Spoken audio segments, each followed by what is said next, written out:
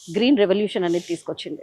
అవునండి. ప్రతి ఒక్కరికి మిద్దె తోటలు అని అనేది ఫార్మింగ్ అలవాటు చేసింది ఆఫ్టర్ కరోనా.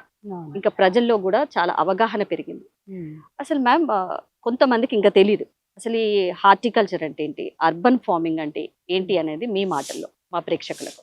ఆ, మీరు అన్నట్టుగా మనకి కరోనా తర్వాత మన జీవన విధానం, మన జీవన శైలి కూడా చాలా మార్పులకు కారణమైంది.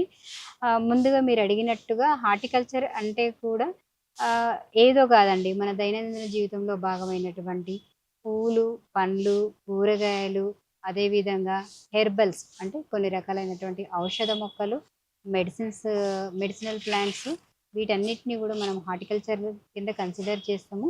వాటితో పాటు మనకు మానసిక ఉల్లాసాన్ని ఇచ్చేటువంటి పార్కులు కావచ్చు, నందనవనాలు కావచ్చు, వీటిని కూడా మనం హార్టికల్చర్ కిందే కన్సిడర్ చేస్తాం. ఓకే. ఇంకా తర్వాత మీరు అడిగినట్టుగా అర్బన్ ఫార్మింగ్ అన్నారు.